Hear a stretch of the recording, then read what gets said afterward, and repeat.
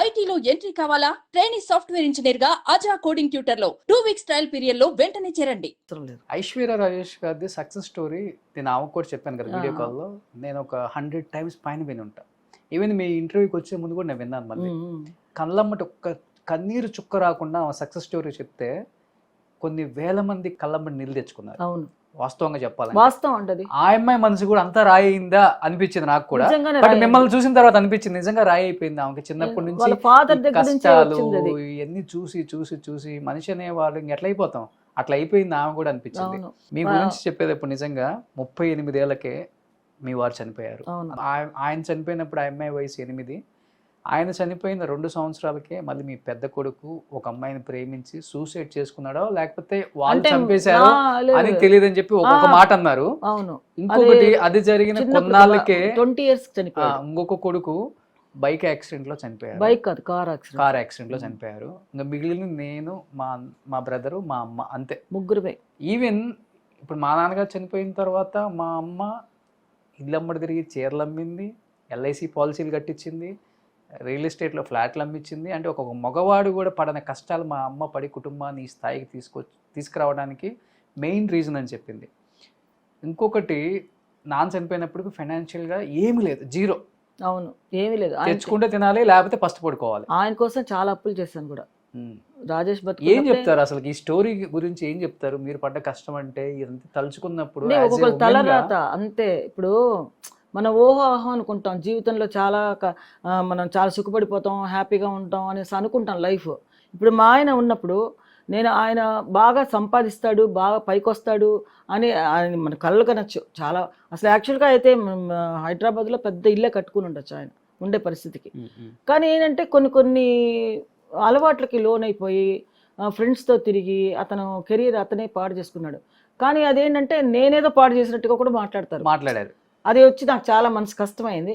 But అవన్నీ నేను don't care, నాకు అవసరం లేదు, ఎవరు మాట్లాడినా నాకు అవసరం లేదు. ఎందుకంటే నాకు కావాల్సింది వచ్చి నా లైఫ్, నా గురించి నాకు తెలుసు. ఇప్పుడు ఎవరో ఏదో మాట్లాడారు కదా అనేసి అవన్నీ నిజాలు అయిపోవు కదా. అది నిజాలు అయిపోతే ఇంకా జీవితాలే ఉంది. వాళ్ళ వెనకాల ఏముందని చూసుకుని ఇంకోళ్ళు మాట్లాడాలి, అంతే కదా. ఎప్పుడు ఒకరిని విమర్శించడం కాదు. ఇప్పుడు నేను మిమ్మల్ని విమర్శించానంటే నన్ను విమర్శించుకునేటప్పుడు నా వెనకాల నేనేంటి, నా జీవితం ఏంటని నేను విమర్శించుకుంటే కానీ ఇంకోళ్ళు మనం విమర్శించడానికి లేదు. అవును. అలాంటప్పుడు మనం వచ్చి ఎవరిని మనం ఏం అంటానికి లేదు. అందరూ కష్టపడే వస్తాం, వాళ్ళ కష్టాలు వాళ్ళకు ఉంటాయి. మన కష్టం మీకు చెప్తే మీరు తీరుస్తారా, అరుస్తారా? ఎవరు తీర్చరు కదా. ఈరోజు మనం కూర్చొని తింటున్నాం అంటే నా కూతురు పైకి వచ్చింది, ఆహా నాగమణి, ఆ రోజు వచ్చి నాగమణిరా అనేసి అంటారు. ఈరోజు అమ్మ నమస్కారం అమ్మా, బాగున్నారమ్మా, అలా ఉన్నారమ్మా అంటారు. ఎందుకు తేడా చూడండి. ఇదే మనుషుల దగ్గర అలా మాట్లాడిస్తుంది. ఇదే కొంచెం మా చుట్టాల దగ్గరికి నేను వెళ్ళి ఒకరోజు నా పిల్లలకి చదువుకు 500 రూపాయలు లేదండి ఇవ్వండి అని అడిగితే మాది మేము కడుక్కొని చూసుకోవాలి, మేము తినిన తర్వాత ఇంకోటి చూడాలన్నారు. అది పేరు చెప్పను. అలాంటి కష్టాలన్నీ పడ్డాను. అంటే 500 రూపీస్ లేదు స్కూల్లో, ఓలింజ స్కూల్లో డబ్బులు కట్టడానికి. 500 రూపాయలకి రేపు ఇస్తానండి అంటే కూడా వినలేదు. అలాంటప్పుడు మనకు ఎంత మనసు కష్టంగా ఉంటుంది. అయిన వాళ్ళే మళ్ళీ అలాగా చాలా స్ట్రగుల్ పడ్డాంలేండి. ఎందుకమ్మా అంత చిన్న ఏజ్ లో చనిపోయారు రాజేష్ గారు? 38 ఏళ్ళ ఫ్రెండ్షిప్ ఓకే, తాగుడుకు బానిస అయ్యారా? అంతే కదా అర్థం. అలాగే మరి అదే కదా అర్థం చేసుకోవాలి. తాగుడుకు బానిస అవ్వడం అనేది అంత తాగాల్సిన అవసరం లేదు. అది అంతా అడిక్ట్ అయిపోయాడు. పిల్లలు ఉన్నారని కూడా ఆలోచించలేదు. 4 పిల్లలు పెట్టుకుని ఎలా మనపై ఎలా లాక్కొద్దాం. అసలు పిల్లలు జాసానికి ఏ సమస్య లేదు. ఆయన వరకు ఆయన చూసుకున్నాడు అంతవరకు. మాకు అసలు ₹1 ఆయన మాకు ఇవ్వలేదండి. సినిమాలు చేసేటప్పుడు కూడా నేను ఎప్పుడు ఏమీ లేదు.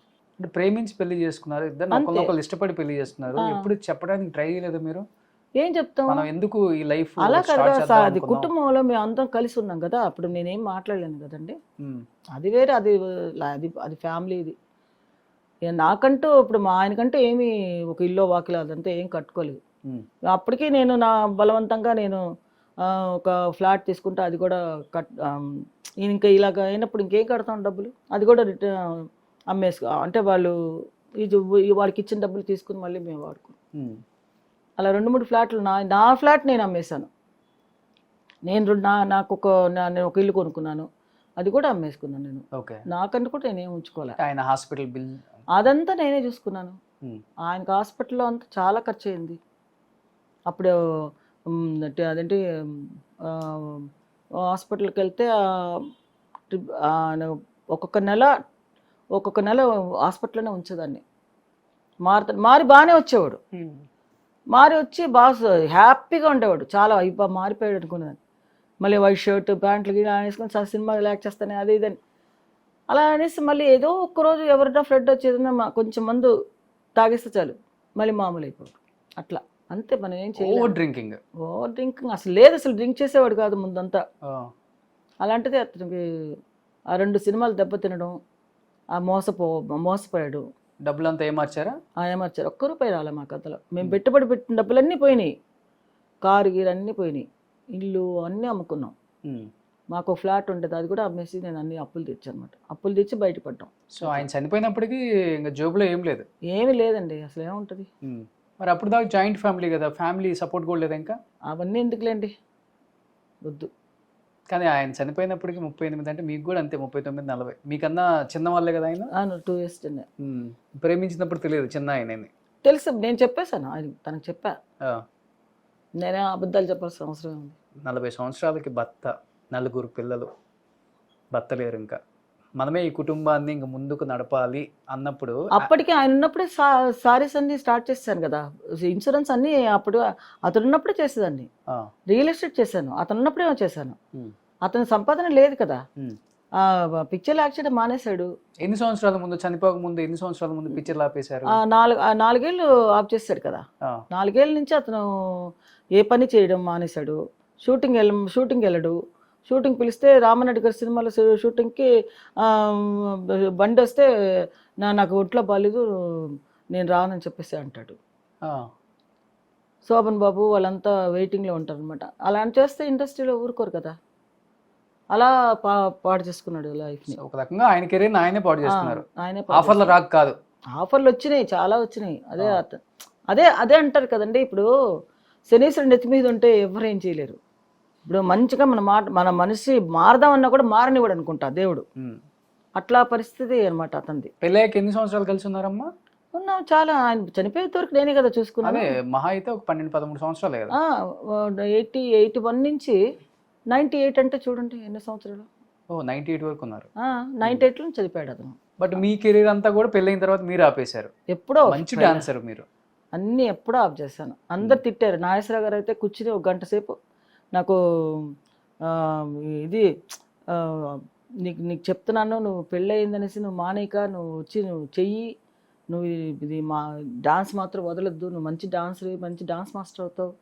ఆయన ఎంతోసేపు ఎన్నిసార్లు చెప్పాడు ఆయన, నీ కెరీర్ పాడు చేసుకుంటున్నావు, ఎంతమంది డాన్స్ పెళ్ళిళ్ళు చేసుకుని చేయట్లేదు, అలా ఇలా అంటే కూడా లేదంటే మా ఆయనకి ఇష్టం లేదు. కేవలం ఆయన కోసం మీ ఇష్టాన్ని చంపుకున్నారు అంతే.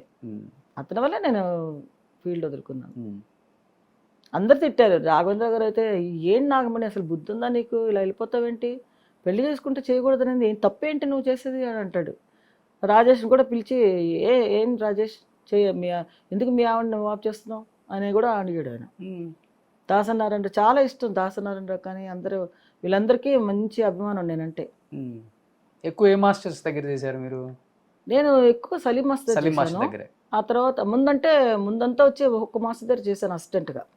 సుందర మాస్టర్ కాదు, ఈయన మన చోప్రా మాస్టర్ దగ్గర చేశాను. తర్వాత వచ్చి మూర్తి మాస్టర్ ఆయన దగ్గర చేశాను. తర్వాత ఇంకొక ఆయన మలయాళపు ఆయన దగ్గర చేశాను. ఆ తర్వాత సలీం మాస్టర్ దగ్గర చేశాను. సలీం మాస్టర్కి ఏంటంటే తెలుగు తెలీదు, ఆయనకి తమిళే. అందుకని నాకు తెలుగు తెలుసు కాబట్టి ఆ మీనింగ్స్ ఆయన తమిళ్లో చూస్తాడు, మనం తెలుగులో అర్థం అయ్యేది కాదు కదా. అది నేను మార్చి చేసేది అనమాట. అంటే ఏంటమ్మా ఇలా చేస్తావు అంటాడు ఆయన. మాస్టర్ இப்படிதான் பண்ணணும், அந்த மூமெண்ட்ஸ் அப்படி பண்ணும்போது அந்த தெலுங்குல வந்து அந்த மீனிங்கோட சேர்ந்து பண்ணாதான் நல்லா இருக்கும், இல்லை நீங்கள் இப்படி ஒரு மீனிங் வேற மீனிங் வந்துடும் అలా అంటాను. అంటే అలాగా అప్పుడే సరి అనేవాడు అనమాట. అలాగా నేను చేసిన తర్వాత ఆయనకి మంచి సినిమాలు వచ్చినాయి, తెలుగు సినిమా.